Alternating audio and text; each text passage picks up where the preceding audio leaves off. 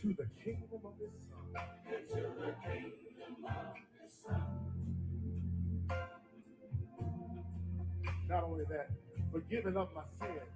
Forgiven of my sin. And redeemed through his blood. And redeemed through his blood. Oh yes.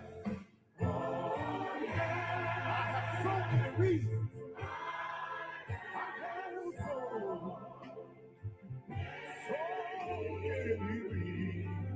To rejoice. I got so many reasons to rejoice. Do I have a witness in here tonight? Come on and say that again. Delivered out of darkness. I don't know about you, but I was a mess when he brought me out. And now I'm in the kingdom of his son.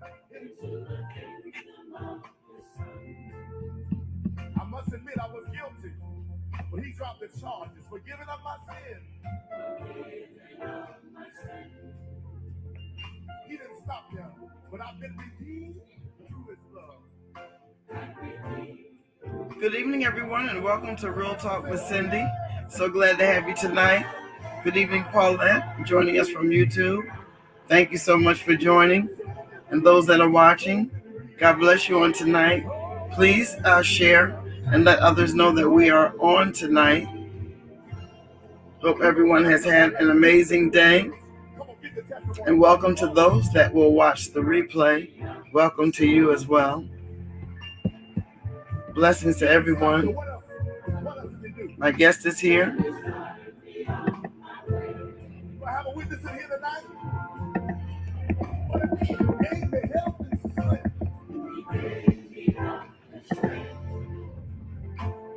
Good evening, good evening, good evening. And as you're coming on, please subscribe. I want everybody to subscribe to my YouTube channel, which is Cindy R. Barber. Please subscribe to my YouTube channel.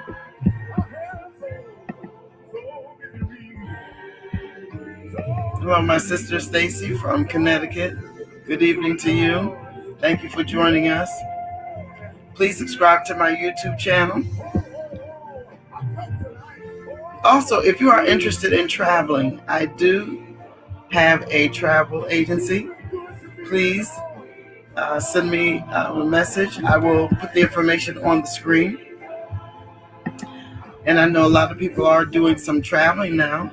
So if you're interested in traveling and want to get some good deals, please, it's called Cindy's Cruise and Travel for all of your travel needs. And I have my website there, cindybarber.inteltravel.com. Also, I am a health coach. If you're interested in losing weight and getting healthy, which I have done, please inbox me. I'll be glad to share the program with you. God bless you, everyone that's joining us tonight. Dolores Housing, my dear aunt from South Carolina. Elder George Ward, blessings to you also from Daytona Beach, Florida. Deacon Faye Drain, God bless you. Good to see you tonight from Springfield, Massachusetts. Please let others know that we are on. And also, if you are not on Facebook and you may know someone that's not on Facebook, they can watch me on my YouTube channel. They can subscribe to it. Cindy R. Barber, we are live and live in color.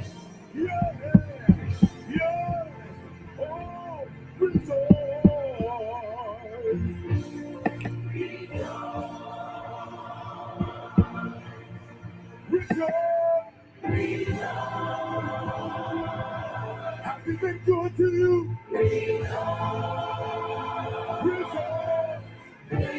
And this is a song written by our guest on tonight, So Many Reasons to Rejoice.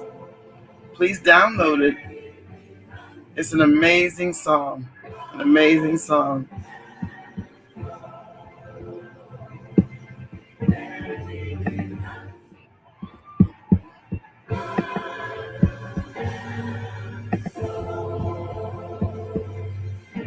Blessings to everyone.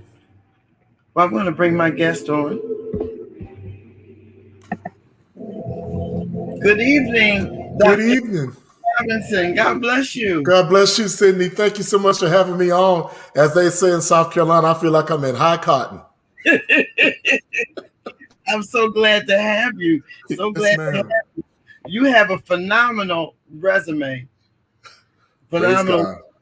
God. My aunt is sent a message, and she says, "Love it. Their choir singing. They're down in Yes. Greenville, South Carolina." Yes. I think we're Facebook friends. I recognize their name. Yes.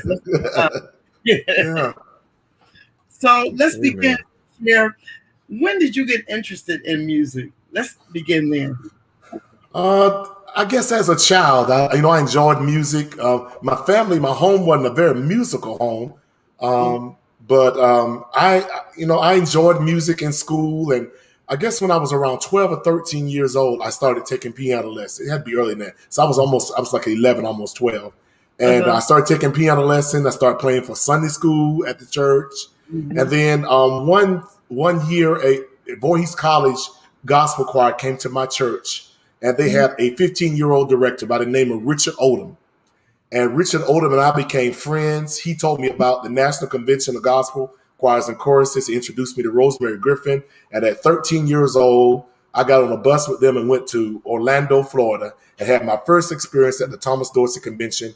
And next year will be 40 years that I've been going to the Dorsey Convention. That is amazing. And doors just began to open from there. I started playing for churches in my little small town in South Carolina called Williston. And then after that, I graduated from high school, went to the Mhm. University of South Carolina in Columbia, and started playing for even more churches. And just a lot of doors just continued to open. And I know Yeah, it had to be nobody but the Lord. nobody Yeah. but the Lord. Wow, that is really amazing. So, let's talk about. I know you serve now as well. You've been serving as a minister of music. And what are some of your responsibilities? Give us the name of the church, and just share a little bit about that. Okay.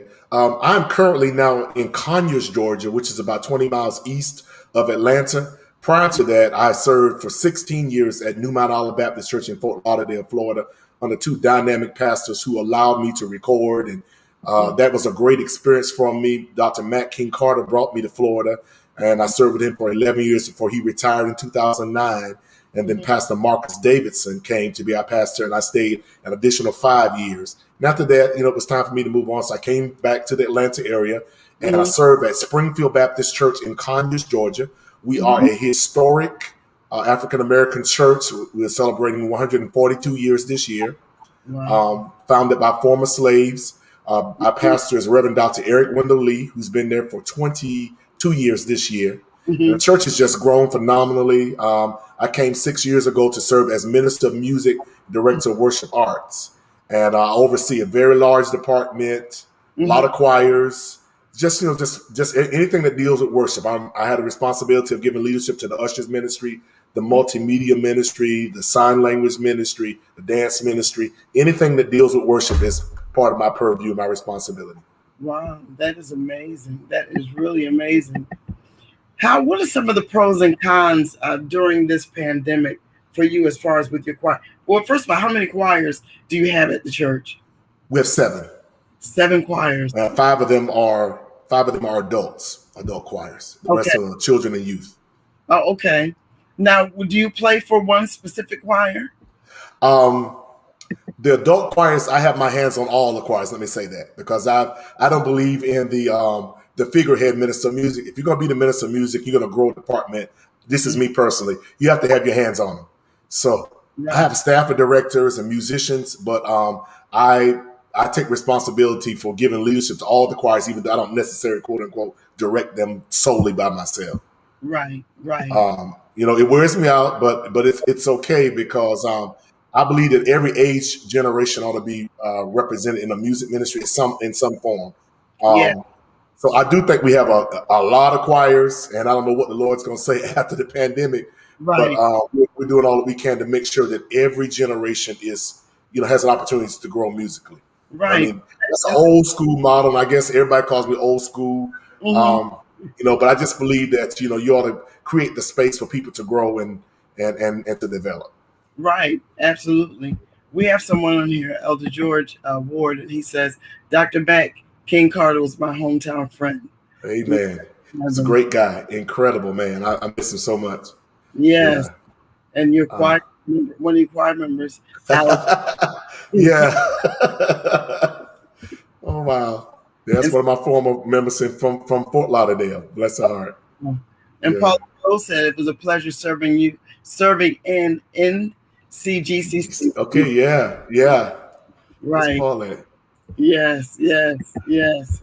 So give me some pros and cons because I know a lot of people are dealing with so many different things, and we'll get to talk about that as far as with the pandemic when it started in March of last year.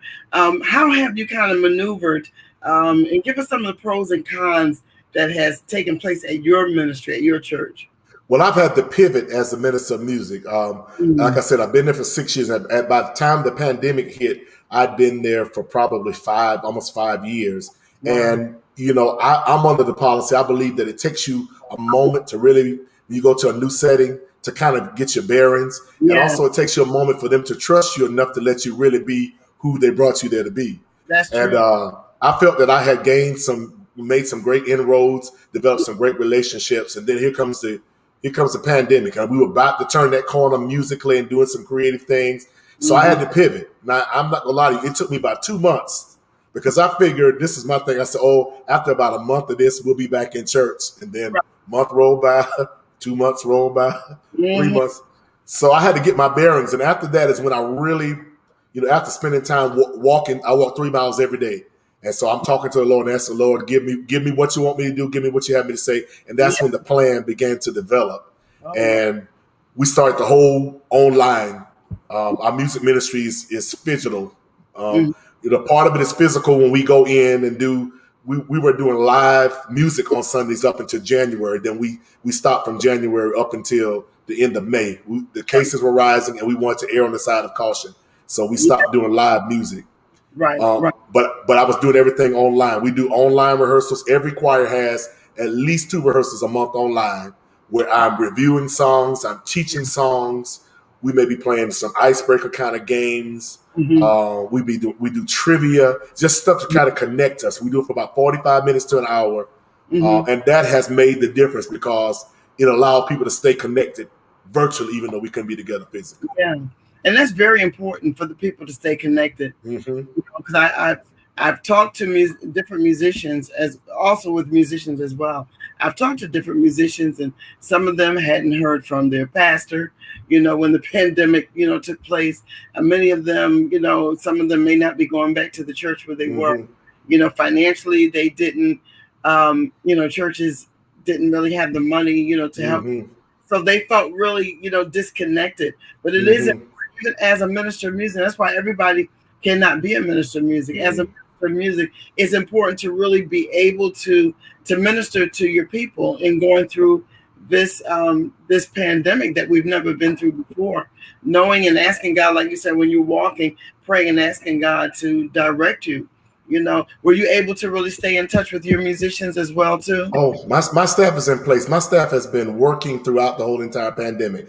The only part of our staff that has not been working is our children's church musicians. They've not been able to work, but our church, the Lord has blessed our church in such a way that no one has had to be furloughed. We've been able to move on, and God has really, really been gracious to us as a congregation. So we're very much connected. I try to stay, those who are not playing, I do make contact with them frequently to find out how they're doing. Yeah. But I created a lot of stuff, even for my staff that's working. I want this to be an opportunity for us to continue to grow. So I've had workshops for them online where they're a clinician would come in and just minister and deal primarily with the musicians. I've done the same thing with the various choirs. Wow, that's amazing. We've done a lot of fun games. We've had gospel trivia night. We had a Springfield's Got Talent night where choir members got an opportunity to showcase their talent. We've done several fellowships. I believe every choir should have a time where we're not doing any music. Y'all just go ahead and have a night of fellowship. So they play games, scavenger hunts, and things of that nature. So it's been very, very effective, and it's kept us very, very connected. Yes. Because just like someone said here, it's good to stay connected because isolation is real. Yeah. It's very real. I'm gonna tell you what my crowning moment I think has been the connection that my senior choir at the church has. Because most of them were technologically challenged, but Yes. we were very patient with them. We set up times where we showed them how to do Zoom. Yeah. We sent them, and so on Wednesdays at 11 o'clock, 2 Wednesdays a month, the senior choir, which we call the Voices of Hope. I hope that I know they're listening, so let me stop saying they're not the senior choir; they are the mature choir. Right. Uh, they come together, and it's just so much fun watching them and how their faces light up because they're connected with each other on a medium that they had no idea that they would ever learn to Right. use. Absolutely, absolutely. Because it's been devastating for a lot of people. Mm-hmm. Have lost loved ones. They Yes. them in the hospital or their nursing homes. So isolation, like she said, is very real, and you have to find ways to really get around certain things, and you definitely have done that. Yeah. That's fantastic. Yeah, I've learned a whole new skill set over the last over the last year and a half, and I'm Right. grateful. Yes, Yeah. I think it's good that musicians, and that's what I had Dr. Stephen Ford on here, and that's what he was saying to the musicians: find something else to do. Don't just rely on your talent, because a lot of them didn't get finances during this time, because some churches didn't have it. Yeah. So you can find other ways, other means, learn a new skill, learn maybe a different instrument, or Yeah. to Well, that's find right. other ways. Well, I learned how to do virtual recordings too. Now that was a nightmare. That was a nightmare, and I said to myself on many a nights, "Lord, what have I done?" But Wow. I had the choir. I would sit down and lay down the music, or have the band lay down the music. I would set up guide tracks that I sent to every section, and you pick your part, whatever your part is. You download the alto part. You learn that part. You stick an earplug in your ear on Yeah. one device, and then our Yeah. media guy was Derek Mullins at our church was putting the videos together. And then I said to myself, I'm never going to be a prisoner and not know how to do stuff. So I bought the software for myself, and for the last 3 or 4 weeks, I've been laying down my own virtual recordings, and That's I feel so good about myself. that's wonderful. Now, do you think you may continue some of that Oh even yes, back into the church? yes, ma'am. I told my officers, y'all get ready because we probably would never have another officers meeting at church. Right. It would be online, right? Zoom, Zoom, Zoom. If everybody knows Zoom, if they Yeah, did it before, they know it now. yeah. The last thing I want to do, hope the Lord will allow me to do before the pandemic is over, is engage our college students, and I want to do a virtual college or young adult choir online Wow, that would be nice. because they're away from college, they're away at college and stuff like that. And I just imagine us doing virtual recordings of them and then playing them on Sunday morning in church, even when we come back. That'll be their way of connecting with their church, and their church still seeing them even though they're not there. Right. That's amazing. That is really amazing. Dolores Housey, she would like to know, this is not from Greenville. She says, talk about that song. God has been good to me. Yeah, that song, I wrote that song, had to be around 2006 or so. I was living in Fort Lauderdale, and they were in the process of reorganizing or making a new Florida Mass choir. I think it was going to be called the Greater Florida Mass, or New Uh-huh. Florida, something like that. And there was a rehearsal schedule in Jacksonville, and I wanted to introduce something brand new. So I wrote that song for that occasion, but did not get an opportunity to present it. And so after that, I just started teaching it to church choirs and to groups that I work with. And then the next thing I know, I recorded it and put it on one of my projects, Nothing But Church. And it just blew up. I took it to GMWA and it became a hit. Hmm. So that's how that song came into being. Wow. That's That's special. Just a little traditional song. yeah. Right. Now share some of your historical gospel music you've collected over the years. Yeah, I am a connoisseur of gospel music memorabilia, and I have original Thomas Dorsey sheet music. Really? I have original Roberta Martin music. And what is, I'll go places and I'll do workshops and I share that little tidbit that I like, traditional music and I like old sheet music. And people just ship me boxes of music. Really? Yeah, so I'm gonna have to get all that stuff organized before the Lord called me home, so I could have me an exhibit. I'm gonna take it Yeah. up the road. Wow, that would be wonderful. Oh my. Yeah, original stuff. I mean, First Church of Deliverance, their original sheet music, stuff that was printed back, some stuff from the 30s, 40s, Mm-hmm. like James Cleveland stuff. I mean, original Dorothy Love Coat stuff. I mean, just, and that's my prize. I mean, I love that. I got some of it in the garage, and I just moved into a new house about a year or so ago, and so I'm now starting to pull that stuff out, and I'm starting to lay it out and going to put it in my books for my exhibit. Do you think you would have a building that you would Or have to display it, or? no, I'll just have like when I do major concerts and workshops and stuff like that, I'll take it as an exhibit. I don't think I have enough to have it in a building. Oh, okay. Um, Yeah. uh, but then later on, I'm gonna leave in my last will and testament when the Lord calls me home that this music goes to either GMWA or the Dorsey Convention. Nice. They're getting ready to start the Hezekiah Walker School of Gospel Music up at Virginia Union Yeah. University, and I think there's going to be an exhibit there for the Dorsey Convention. And Really? so, yeah. Hmm. Oh, that would be great because I heard that he's starting that. And I think Yeah. that's phenomenal because I think he's attending school there. Yeah. Yeah. Wow. I'm going Um, to be working with them on that initiative as a really, advisor and possibly an adjunct professor. that's wonderful. That Hmm. is really good. Dolores Housing want to know, is there any Alex Bradford you have? Yes, ma'am. Yes, ma'am. Since I met Jesus, Yeah. Oh said I yeah. wasn't going to tell nobody. All right. Yeah, I got it. Yes, you do. Oh my gosh. Yes, That's ma'am.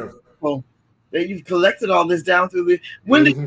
when did you start? How many years have you been In the doing last 20, I've been doing it in the last 20 years. it? Last 20 years. Yeah, because when I started taking piano lesson, the Kenneth Morris and Sally Martin stuff, that music was, those books were the things. If you're gonna play gospel, you learn it from their books.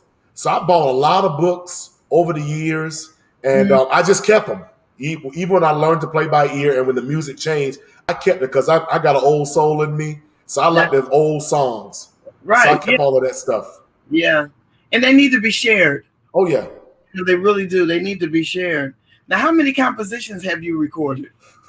Ooh. Well, let me say this: I've produced and written for 10 projects, Wow. and so all the songs that I recorded as a writer, songs that I recorded with GMWA, with Dottie, with Patrick Lundy, with Alvin Darling, I would say I probably have recorded nearly 200 songs. Really? I've written 350. I used to keep up with it, but I had a birthday in May, and I'm getting in the high numbers now, so I can't keep up with stuff like I used to. Mm, But I've been writing. I've been writing since I was 13 years old. Right as soon as I started playing the piano, I started writing songs. that's amazing. Mm-hmm. That's really, really good. Now, share something about your affiliation with the Hampton Ministers Conference Choir. Yeah, I've been going to Hampton since 1995. My former pastor that I played for here in Atlanta when I lived here. This is my second time in Atlanta. I lived here from 93 to 99 before I went to Fort Lauderdale. But my Mhm. former pastor, Dr. William Flippin, was a member of the Hampton Ministers Conference. And he insisted my first year there that I go to the Hampton Conference. And I went and I basically just sat with the preachers. I didn't do anything musically because it was just, to me, was so overwhelming. This choir had almost 2,000 people. They were Yeah. singing all this choral music. Yes. And, I was a gospel boy at that time. Yeah. And I had not really been in a church that required that level of musicianship. But that Mhm. was a catalyst for me. I started bringing that style of music back to my church in Atlanta. And everywhere I've gone since then, I've tried to bring that level of musicianship and Right. style and different genres. And I was, at that time, about 98, I started introducing my music in the Gospel Music Workshop. And that was my first year going. It was in Philadelphia, and they recorded my song, What He's Done for Me. I'd never been able to go to workshop before then because of the conflict with my church having revival the same week the workshop. Same. But Yeah. but the late Rodina Preston heard my song at a workshop that Leonard Burks taught at a workshop in Richmond, and she called me and asked me could she record that song. So I asked my church, can I have 3 days off to go to the GMWA Mhm. and record that song in Philadelphia? And from there, the late Roy Zell Dillard, who was the director of the Hampton Institute Choir, the conference choir, he Right. started using my music in in the packet. And then I started meeting other people like Jimmy Abington and Raymond Wise, and then Omar Dickinson, who's a real close friend of mine. He brought me on board, I guess, about 6 years ago to be a clinician and to facilitate a class. And so that's how I got, I got involved in Hampton. I think Hampton I think 26 years this would have been my 26th year, I think, at Hampton or something like that. Oh, that is amazing. Yeah. I know Connie Dorsey. Thomas Dorsey? No, Connie. Oh, Connie, yes. Yeah. So great people from Philadelphia have, been involved in the Hampton Conference. Yes. That's wonderful. Now, what are some of your topics that you discussed? Like when you said you had your choir workshops as a clinician, what are some of the topics that you discussed? Well, we did every section. I brought in a vocal coach, a college professor, or a high school choral conductor, and they did a master class for each section. We had our praise team. I had a clinician to come in and talking about building team. I did a lecture one night myself called "From Brush Arbors to Cathedrals: The Worship of Black People." And it was a historical event for them, just talking about how we progress from the Middle Passage up to where we are now as far as the mega church scene. Right. We just did a lot of topics. I just basically allowed the instructors to come in, and they just basically talked about what they felt the Lord gave them to talk to the choirs about. I said, I want you to be free. I'm not going to give you anything that you have to work with. Just allow the Lord to minister to your heart as you minister to the people. And the workshops were also well received. Yes, absolutely. Now, do you think it'll be now different ways that we'll be able to do workshops? As far as like Zoom or different things. Do you think that? Yeah, there are a lot of platforms out there. I mean, even StreamYard is a good platform. We use StreamYard to air our productions. Like we've done, like I told you, the talent show online, and we've done the trivia show. We've done the game shows online. And so this has been a new platform for us that has worked effectively. Zoom has worked, and we're making plans now before we come back. And I envision that we'll probably be coming back as a congregation August and September officially. But we're going to have a music, worship, and arts conference online. Our dance ministry, our choirs, our all the ministries that are part of my area. And we're going there's another platform, I can't remember the name of it, but it allows you to set up tables. So I can put 10 people at a table and they can have a discussion at this table. And then they can leave that table and go to the next table. So that's how we're looking at laying out our worship and arts conference. That's wonderful. Keeping them engaged, keeping them connected, that's important. Yeah, and since we've started this way with technology, we might as well continue on with it. You have a lot of younger people. That's it for them. That's their way of life. And even some of our older folk, now that they've learned it and they're not afraid of it, they know they can conquer it. I mean, my people look forward to being on Zoom. Yeah, which is a good thing. Now, let's talk about the church choir. And we, right now, when all of this happened with the pandemic, we were told we could not sing, we couldn't have choirs, because of the breathing and so forth. So how important is for you, let's share a little bit about the church choir. How important is it? Why do you think there's so many churches now, and even before the pandemic, really stopped having choirs? They just started devoting times to just having a praise and worship team or a small ensemble, but did not want to have the choir, in the church. So should we talk a little bit about that? Well, some of it, I'm just going to lay it because I've always been a very direct person. Some of it is lazy. Yeah. And some of it is lazy because some pastors basically have just given their music ministry to whoever they hire, whether they got the skill set or not. And just say, do whatever you want to do. Right. And they don't come back to inspect what they expect. Yeah. And so as a result of that, some of us have, gravitated towards, you want this elite group of singers who everybody can sing and can hold their own, and forget that even those folk came from the congregation. That's true. I think one of the things, the tragedies of this era of church music is that we ignore the largest and the most important choir in the church, and that is the congregation. Yeah. Mm-hmm. You know, I am bothered when I go to a church and it's a praise team or a choir singing to me the whole time, and you never ask me to sing. Yeah. Yeah. That's true. And I think the sound of music has changed, Yeah. and I think the burden to get cash and crowds Yes. has caused a lot of people to get away from choirs, because the praise team, you can pretty much handpick who sings on that praise team. Yeah. You But can. but you can't really pick. If Miss Lulu Jones been a member of this church for 50 years, she may not have the best voice in the world, but she's faithful. You can't really, in fairness and integrity, tell Miss Lulu she can't sing in the choir. Right. Yeah. You know, so a lot that has to do with personalities. You know, our churches are celebrity driven. Our music ministries are celebrity driven. Yeah. So, you know, if a person can't sing a certain style, sing a certain way, then we don't want to deal with them. So we just get us a little praise team of a few elite folk who basically, you know, hold us hostage. You know, it's just so many different dynamics now. It is. It is. Mm-hmm. And I'm not very encouraged, to be honest with you, Sydney. I'm not very encouraged about what's going to happen with church going forward, because, you know, the pandemic has going to force a lot of churches to do stuff differently. Yeah. And sometimes we err on the side of throwing the baby out with the bathwater. Yeah. Mm-hmm. And, you know, that's why it's important to me to have my hands on all of the choirs at the church, and them to feel me as their leader, as their minister of music. I'm not the pastor, but I have responsibility for helping shepherd this group. Mm-hmm. So it means making everybody feel valuable. And I work real hard at making everybody feel loved. I know every choir member's name, and I have probably 200 choir members, and I know every choir member's name, and that's important to them. It is. It really is. That's wonderful. We have a question here from someone watching on YouTube. Will we ever go back to choirs in service? What's your thoughts?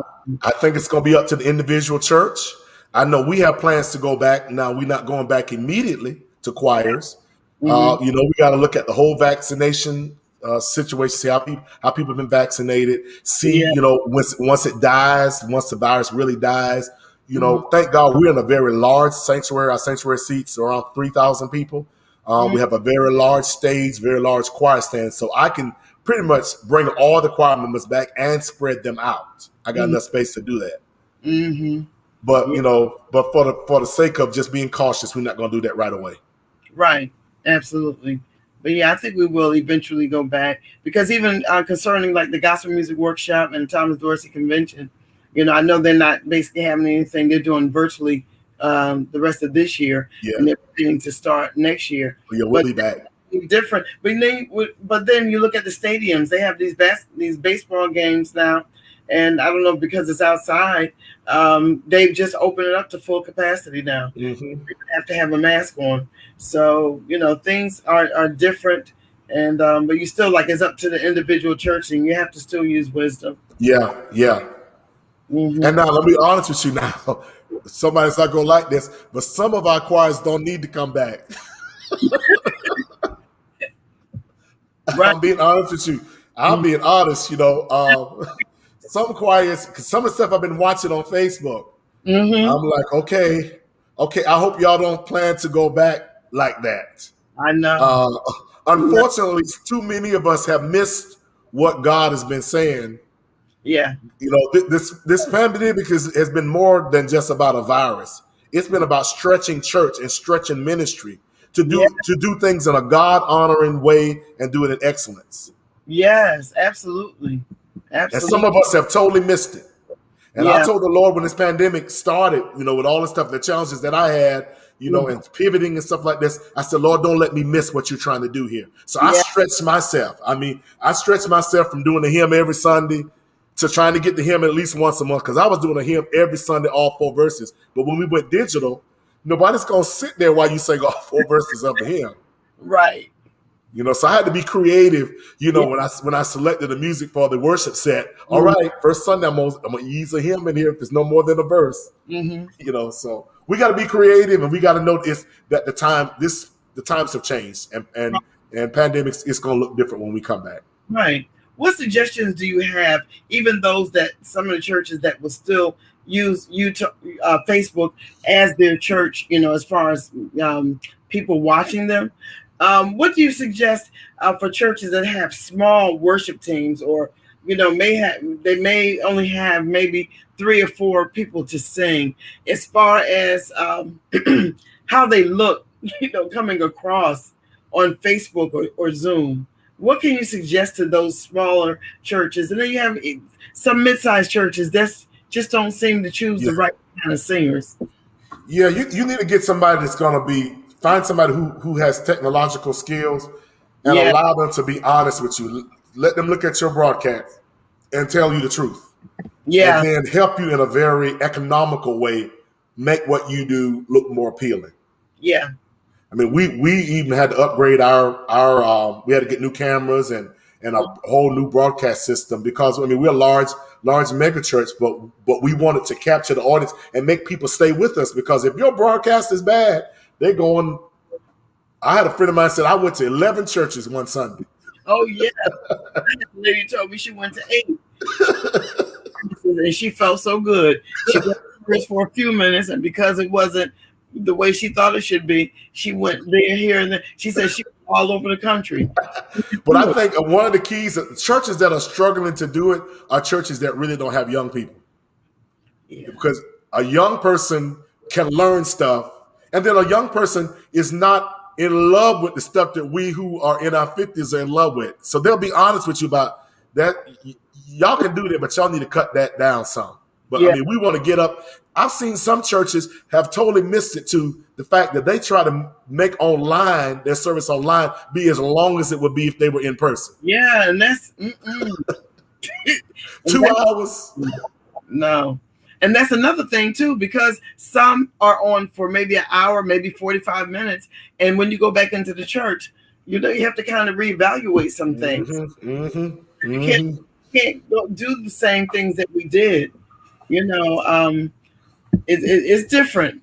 I think we're going to have to look at what we value in our worship services, because some stuff we did in worship, we just did out of tradition. It was no salvific power behind it. You can tell us the reason why we do. It's just something we've been doing for 50 years. But now, because initially when you first come back, people have to be taught how to sit in a seat for a whole hour and 45 minutes. They're not going to do that right away. So I think worship planning is going to be very, very critical when churches start to go back. Right. You just pastors have to really stay prayerful. The ministers of music have to really stay prayerful. And even they can talk to others. They can talk to you. Talk to the ones that have the expertise in it. What am I doing wrong? My choir said they're not coming back. Or my praise team, they're tired of singing every Sunday. Another thing, when you only have, 2 or 3 or 4 or 5, and you have to use them every week, you've been using them for a year, it's a bit much. Yeah, but that's the time you got to create some soloists. You got to get you some quartet groups out of your church. Mix it up. I mean, there's a Sunday every once in a while I let my men's ensemble lead the worship, and they do all the music for that service. We may do soloists. You just got to be creative when we come back. You do. You really do. And now, what's your thoughts on gospel music versus the CCM music? Because you have some churches, that's all they do is CCM.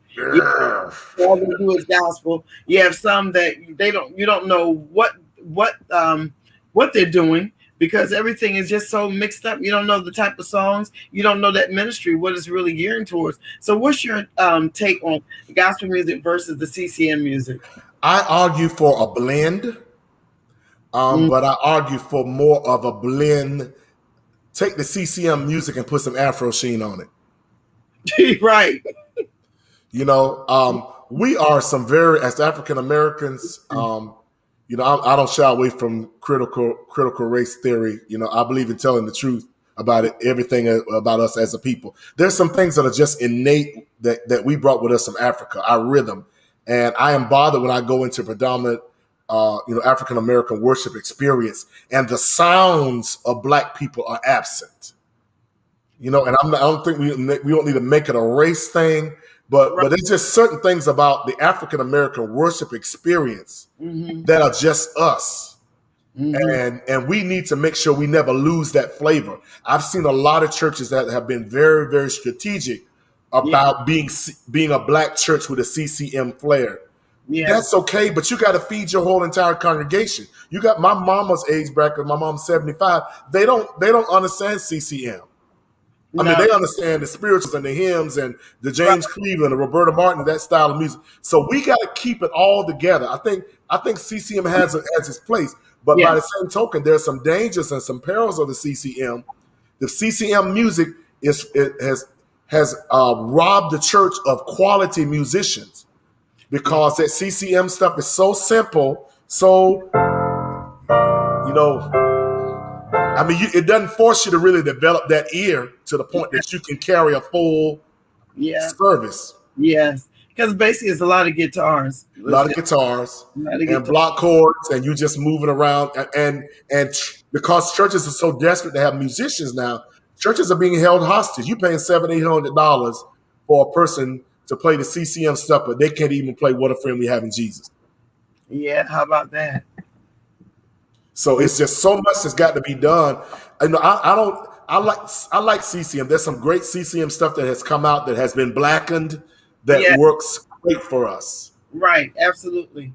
But Absolutely. I don't think we need to abandon our standard styles of African American worship music to just Right. embrace that because first, I think CCM is a fad. Mm. It's coming in. It'll be gone Mm-hmm. because we're already bored with that. Mm-hmm. Right. Mm-hmm. Now, there's a church that I know in Lynchburg, Virginia, and thinking about, and it's called the Ramp Church. Hmm. One thing I can say about them, they can do a CCM music, but they gospelize it, if Oh I can yeah. use the term, but they know how to, it's well rounded. They'll do Hmm. old stuff, old school stuff, and yet they do the contemporary and they do the choir. It's a well Hmm. rounded music ministry at that church. Gotta That's, be yeah, you have to keep it like that. intentionality. I think ministers of music and musicians have got to start to rethink the whole worship experience. Now, I think I am probably the worst critic of worship service because when I'm planning worship service and I'm looking at the music, in my mind I'm going, well, what's in there for Bertha? What's in there for Brenda? What's in Mm, there for Brittany? You got to make sure that you try to capture and try to reach every generation in that worship experience. If not, somebody leaves unfulfilled in their musical expression. yeah. And I think it's unfortunate because there's a lot of younger people that really have a problem with the old school music. And they really just, if they're doing praise and worship, they're just not going to sing it. Some of them don't know it, but some of them, knows enough or they can YouTube it enough to find out about it. But some of them just, insist on, I'm just not going to do it. I'm just going to do CCM. And that's where the pastor has to guide it and have to say, we have some seniors that's in here, and seniors do pay their tithes, and they are very faithful. And you Mhm. want to be able to have a well-rounded music ministry. Because I know at one of the churches, I was in one of the largest churches, and we had a very well-rounded music. We had Mhm. quartet music. We had Mhm. gospel. We had classical kind of music. So, there's various things that you have to do because you have all kinds of music that's sitting here Mhm. in the Mhm. congregation. Mhm. But unfortunately, the black church, when it comes to music over the last 15 or 20 years, especially, we've been so faddish and so trendy. We have. So we throw stuff out. Oh, that's too traditional. That's my mama and them. That's my grandmama. And them. But they're Yeah, still here. that's right. They're still here. And like you said, and like Stacy is saying, reach the generations, Reach a generation. not just one generation of CCM music and that's it, or just all Travis Green. And I love his music, but I'm just Mhm. saying, you can't just have just one artist, and that's Mix it all up. music that we sing. You got to mix it up. And let me tell you how churches can teach that. I'm in a church that has 5 generations. We have 5 generations that worship on campus. We have 3 buildings, and every building got somebody worshiping. The youth have their own building. We're on second and fourth Sundays. They're there. Third Sundays at 11 o'clock, they come up with the adults and they provide the music and do all of that in the main sanctuary. Our children's church meets in their own building. And so what I did was with all those generations for church anniversary and sometimes for like Resurrection Sunday, I Yeah. bring all the generations together. Yes. especially with the children. I allow the children's choir to do a song that the adults become their background singers. Oh, okay. And, Yes. and it gives the kids something to look forward to, that one day I'm going to end up in the big choir. Right. Yeah. But in the meantime, they're helping me get ready because they're behind me singing and pushing me. So we Yeah. got to come up with creative ways like that to show that every generation is important. Yes. Yeah. And that's what's missing in the church. That we're not showing that every generation is important. Amen. And a lot of times, if you notice, a lot of churches really don't have a lot of young people anymore. They really don't. They may have some young musicians that'll play here, there, and everywhere. Yeah. Not stable. They don't stay long, but we really are missing that part of it. The young adult and the youth. Yeah, we got to be intentional. And I think churches have got to hire qualified staff that can build a program and not just build a choir. That's it. Too often we want them because, they got a community choir and their community choir can really sing. So I want you to come to my church and take over my sanctuary choir and make them sound good like your community choir. And what happens is that person comes in and that's the whole intention is making that choir sound good, but they're not building a program where children, where youth, young adults, and senior adults can be a part of a thriving music program. So I think pastors have got to be strategic about how they hire staff going forward. Right.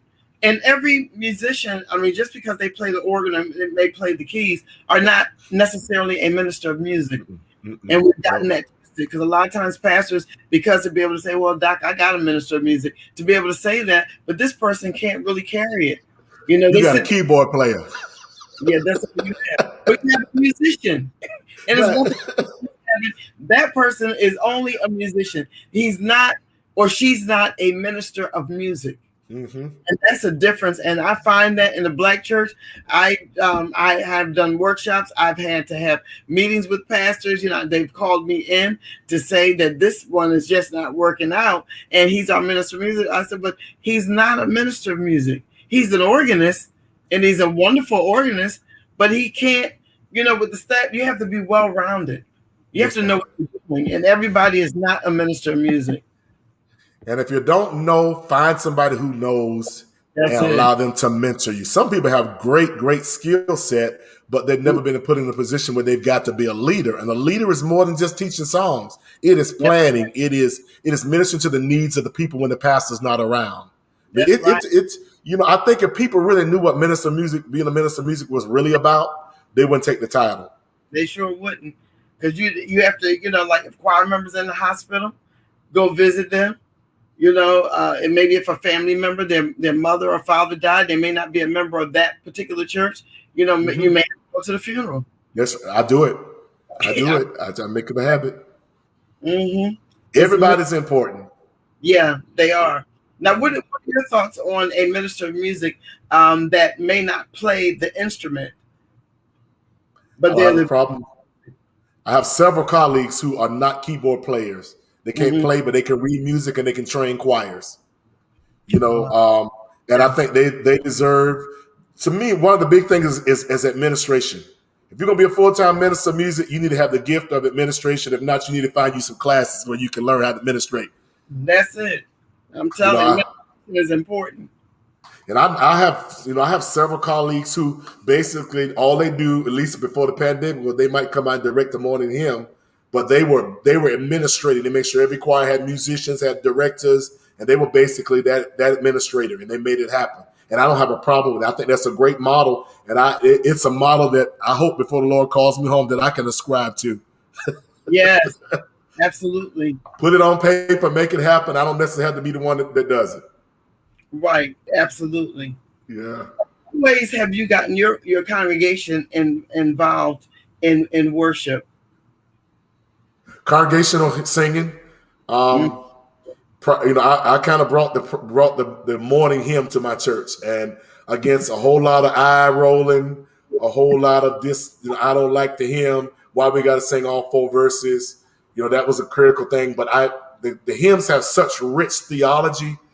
Most of our congregation is not going to Sunday school. They're not going to Bible study on Wednesday night. So where are they going to get this rich theology that has shaped the church? They get it through the hymns. So I Yes. brought the hymn. So that was one way I got the congregation really involved. And then being very, very intentional about what we sang as a choir and as a praise team, making sure those songs were congregation friendly so that they could join in and sing with us. There'd be times I'll turn around to the congregation and start directing them to sing. Because Yes. again, that's the biggest choir in the church. Right, absolutely. And that's why it's important, even if you're going to have words on the screen or maybe you're not, but if you keep singing songs, CCM songs, and your congregation is made up 90% of adults that's over 50, they're just going to maybe nod or just sit there because they don't understand the CCM music. And if you Yeah. never put a hymn in there or an old school song, they're just going to be spectators and they're going to be tired of it. Mm-hmm. Too often, Sunday morning has become a concert. A concert. People just sit.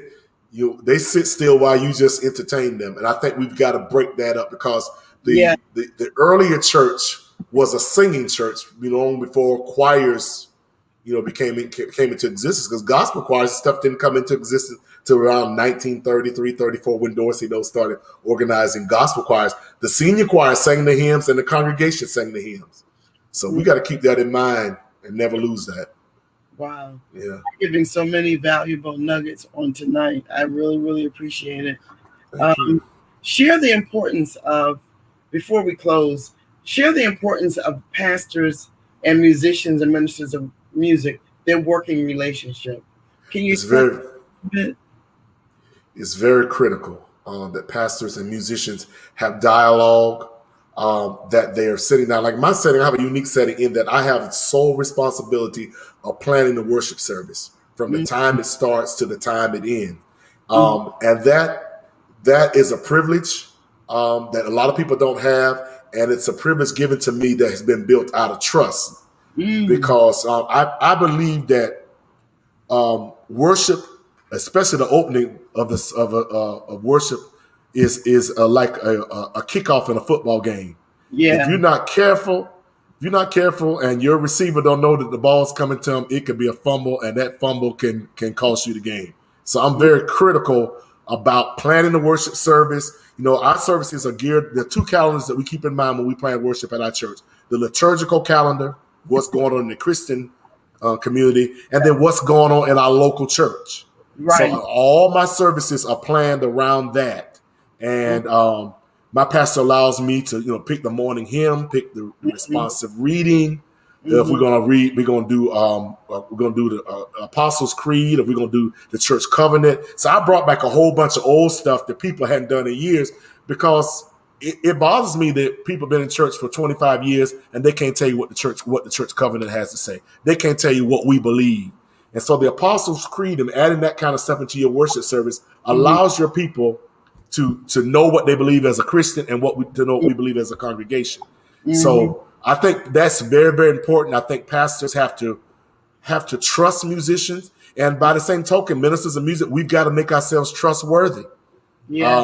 Too often we take the choir and we hold the choir hostage, Mm-hmm, and they become our little church. And mm-hmm, whenever we get mad with the pastor, we use our little church to fight. But we got to understand that we're there to help the pastor. We're there to complete his ministry and not to compete with his ministry. that's right. So so Right. it's very critical, and we've got to know this. And I think the best way I can sum it up, as I think about worship on Sunday and when I plan it, is that we're preparing people to worship for eternity. Mm, It's more than just Sunday morning.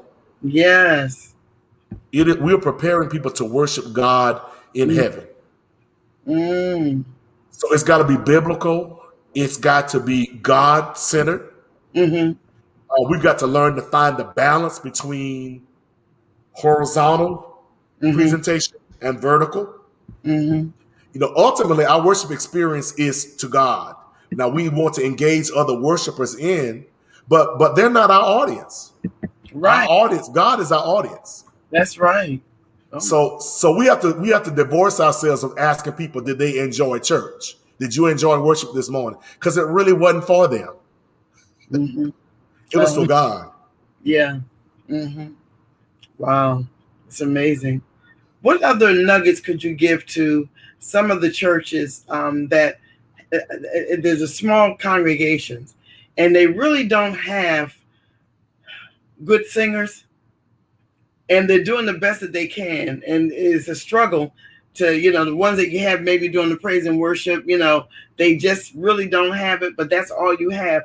What nuggets could you give to those pastors, those churches that are struggling with trying to have a good worship team and they don't have the singers? Well, I've seen God take people who couldn't sing and anoint them and use them for His glory. And so I would encourage them to keep singing and to pray. Make prayer and meditation a big part of their preparation, and ask God to come. I believe that when we pray and we center on God, that God will come. He'll do something incredible with our voice, or He'll do something incredible with the ears of the people who have to listen to our voice. Mm-hmm. Yeah. And then we also got to know what works for our church. Your church, you may not have the singers that the big church down the street had, but if those people have a sincere heart and they're lifting their voice to God, I believe that God honors that. Mm-hmm. And then recruit. You got people sitting in the audience who just waiting on you to ask them. Right. And some of them used to sing in choirs, but they got out of choirs, because of the barking and the biting. Right. Barking and the biting. That's so engage them, and then hold whoever that person is that's working with the singers. Hold them responsible to create an image that everybody feels good about. I'm gonna tell you what the struggle in a lot of our churches is, that we hear the recording of a song and we want to sing it in that key. Right. And the people you got on the praise team hadn't sung in that key in 30 years. Can't bring those keys on down where they can sing it comfortable and feel good about themselves. Right. Wisdom. You have to change the notes too. That's right. Yeah, they just can't get it. They can't. Mm-hmm. I wanted to read something here from Pat Castrolow, and she says, "You are still one of the better ministers of music. This is an excellent interview. So much knowledge. I love your church service. It's a full service. I love you and Pastor Lee. I get a complete worship experience. Thank you, sir. Your ministry is truly missed. I'm praying God's blessings upon you and your ministry." Amen. That's one of my former choir members. Yes, in Florida. Wow, she misses you. Yeah. Yeah. Because what you're sharing is definitely something that needs to be shared, amongst the masses. I just thank God for all this has been refreshing. Well, that's part of me. Academia and teaching God's people is so important to me. That's why, like a nut, I've gone back to school for 24 more hours. I got my doctorate in worship studies in 2019, and they launched a new program at Liberty. And they took 36 hours from my previous doctorate to put into this new doctorate. And I am about 21 hours away from getting a PhD in Christian worship. Oh my gosh. Congratulations. Oh my goodness. And I'm hoping that the Lord will allow me to take this kind of teaching and this ideology to the seminary. I've convinced myself that a lot of the local churches, you're not going to help them because, they're where they are, and some churches are not trying to change, exactly. But you can at least help the pastors who got to go into these churches. Right. Yeah. So that's my goal. That's needed. Yeah. That's needed. As well as even you were saying about the school that Hezekiah Walker College is starting. Mm-hmm. That's things that are needed, so that will, oh, wow, that's amazing. I'm going to stay in touch with you for sure. What's next? What else is next for you? I know you're talking about your PhD. What else is next for you? Well, this year I've got to come up with a plan to bring back our Christmas production. We do a big Christmas production called Soul for Noel, and we weren't able to do it last year. We had to do it virtually by pulling videos from previous shows. Mm-hmm. So that's immediately coming up, where I'm going to start in July talking about what Soul for Noel is going to look like. It's 4 shows in 3 days. Mm-hmm. And costumes is Afrocentric. I write a lot of the music for that. So we're looking at that's immediate.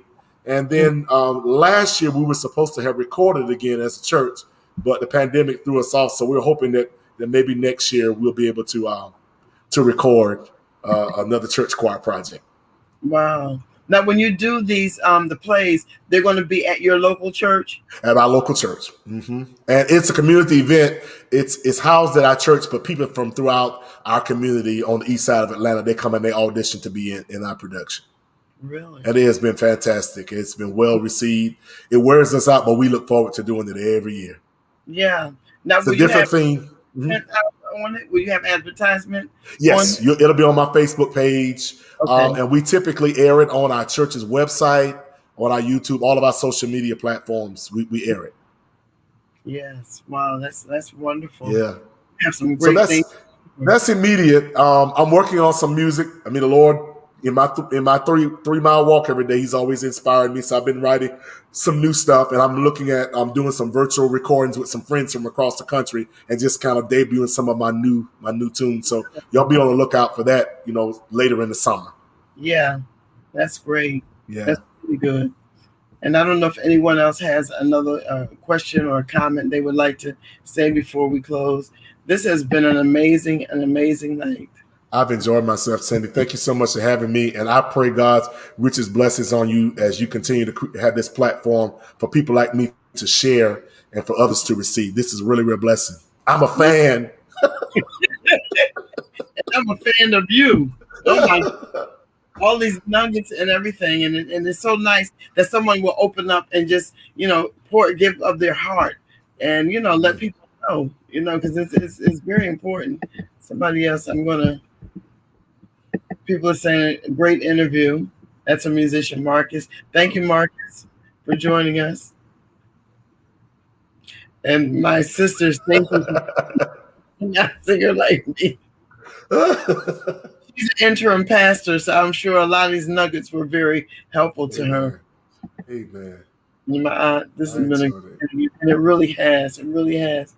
So we're going to say goodnight to everyone and those that will watch the replay days and weeks ahead. And I'm going to have him come back at least once a year to just to pour out to others. And I'm going to really try to get the word out for more pastors to be a part. Because it's good for pastors to learn, because they don't. And and I don't know if you ever thought about, I know you were saying about going to, seminary. And I don't know if you thought about maybe putting together a video or something that people can purchase with nuggets that would be helpful for pastors, how to choose a proper minister of music for your church. Just a lot of nuggets that you shared tonight. So I'll give that consideration. That is a great idea. Yeah, because it can go all over. When you can't go everywhere, it can go all over. It can be in some bookstores. It can be everywhere because these are things that's needed. Or write a book or something that we could have. Yeah. Tangible in our hands. But tonight, I want to thank everyone for being a part. And my very special guest, Dr. Eddie Anthony Robinson. Thank you. Thank you so much. Thank you. I really appreciate your help, and I appreciate everyone that commented and those that will watch and will see us later on. And someone said, Pat Castro said, please do that, Dr. Eddie. All right, I will. People are saying thank you, so we want to really thank him tonight. And we look forward to seeing you again. I will be back on Thursday night, so you don't want to miss Thursday night. We're celebrating fathers. My father will be one of the guests, and we have some other pastors that will be sharing a lesson from a father. So that's our topic on Thursday night, so you don't want to miss that. So I want to say goodnight to everyone, and God bless, and enjoy the remainder of your week. Blessings, everyone.